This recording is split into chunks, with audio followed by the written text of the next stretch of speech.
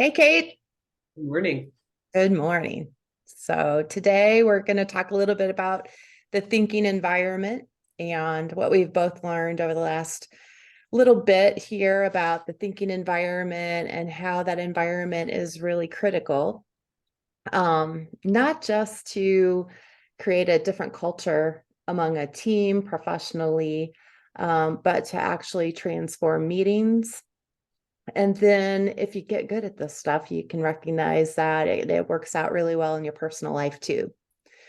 So I'll just mention that Nancy Klein's book series, Time to Think, and there are several versions and several editions, and some specific focus areas really has a thread, a common thread that is very helpful to underpin a coaching environment and that safe space that we do create as executive coaches. So that's really what drew me to this is it put professional language and a professional, frankly, call to action into my learnings as I was thinking about how to broaden executive coaching from that one-on-one relationship to teams. And then, oh, what if leaders and what if executives really started to learn this as well and put it into action in their professional and personal lives? But I'd like to hear from you, what really drew you to this? Well, you speaking about Nancy Klein and her work is what drew me to it. But what I found after we took the certification is that it really was a way for me to engender trust within my teams. So I was working in tech, and I love the phrase that they have, which anything that is worth doing is worth really thinking well about, which really means stopping out quitting out the noise, the distractions, etc., and being present in the situation that you're in. It revolutionized the trust among my team and the great ideas that I was getting. So we would, on occasion, bring effective meetings just into a particular scenario that we were working on, where we would stop and say, hey, I think that there's an opportunity to do a round. I'd like to get everyone's thinking on this. Or someone had a thing that they were working on that they wanted feedback on. And so they wanted to gather the wisdom from the room. Even in inclusive, in wanting the group to be more inclusive, when we used the thinking environment in those sessions, people felt like they were more included, like they belonged more because they had the opportunity to, uninterrupted, have their thoughts heard. And I began to get a lot of feedback around Kate's the most present person that I've had in my meetings. Mm. She's that rare person who doesn't multitask. You never catch her saying, oh, I didn't hear you. I was on mute. And so it worked as I became more about the thinking environment in my everyday work. Great. And I have not been back in professional life since I took the certification, but I have done a couple of different team retreats, and I'll say one was in person and one was virtual. And both were so powerful, and both left the groups and the leader who had asked me to facilitate this, just wondering what happened. Because the components of a thinking environment, and there are 10 of them, we'll go into those in a second, but the components themselves seem so simple. And more importantly, they seem like we would check ourselves. Of course, we do this, and of course, we do this, and of course, we do this as a leader or even a team member in all of our interactions. And the truth is, we don't. We don't. And part of that is stress and pressure. Part of that is we think that if we are a command and control leader and just hold meetings and hold our teams accountable in this directive kind of way, that is what will create the best results. And yet research and proof all over the place says that's not true. It's just not true. So did you find that with your team and your experience? Yeah, before I started implementing the thinking environment, I got a lot of feedback that I was intimidating. which it was a blind spot for me because I was like, I'm not intimidating. I'm like the most approachable person ever. But the feedback was undeniable. I kept getting it until I started using the thinking environment and really checking myself on how am I showing up? What does multitasking during a meeting say to another person? What does a rush to the end say to my audience? And I was amazed at how much positive feedback that I got from people who I wasn't expecting positive feedback from, by the way, on how different it made them feel, how valued it made them feel.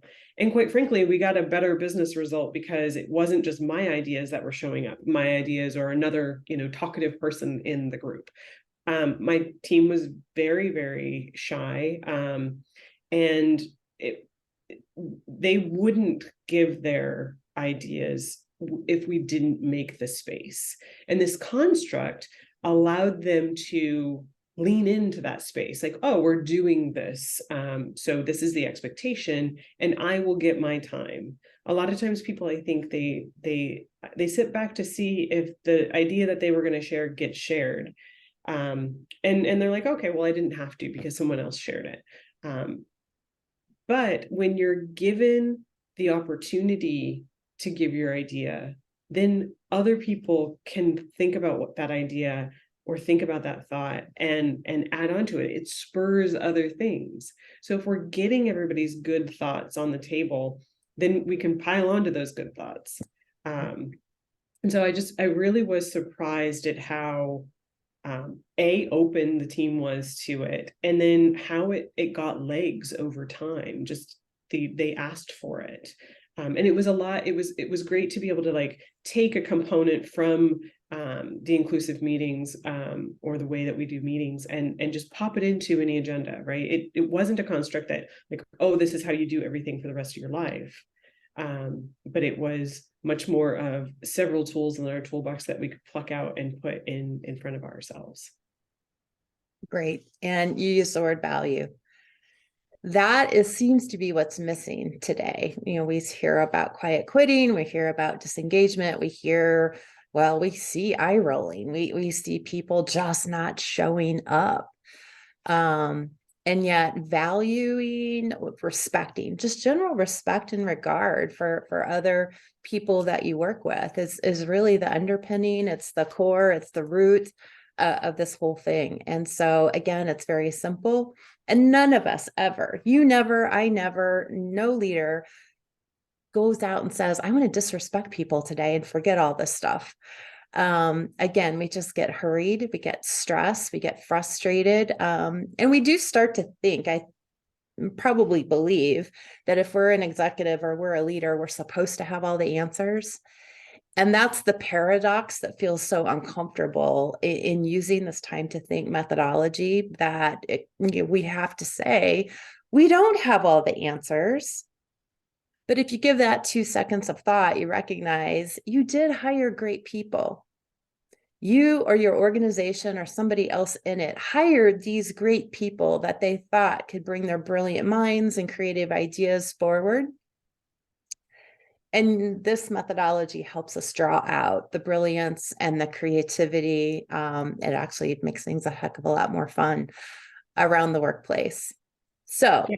I would just add on that there is, with quiet quitting and with engagement, this is a way of not only having less work per person, because you're not putting the responsibilities on one person or one or two people, right? You can spread that around, and everybody can have really great ideas that we can build upon.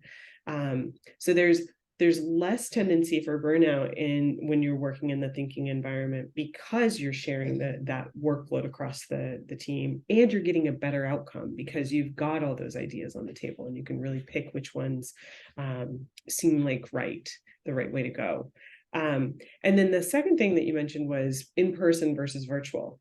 I am still yet to go to a meeting in person. Personally. So everything that I've done has been virtual. And I do find that there's a lot of like unmuting and people talking over one another and trying to interrupt, but you don't hear it, either one of them. And so the thinking environment gives us that space to know that I'm going to have time to formulate my thoughts. And even if I don't have a thought formulated and I'm just kind of giving my gut reaction, you can learn a lot from that. So in the virtual environment, I think this is clutch because of the technology and how it doesn't help, doesn't help us facilitate engagement. And I'm glad to hear that it also works in the real life as well. Yeah, it's just brilliant. So let's go ahead and share briefly the 10 components.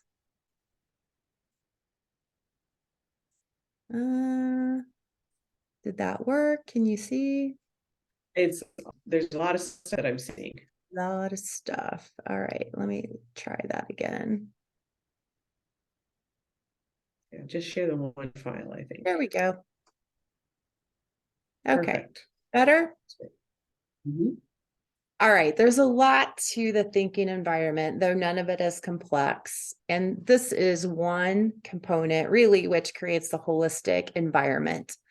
As you are going into this as a leader and trying to plan for a conversation, a meeting, or really thinking about the culture that you want to take shape in your team.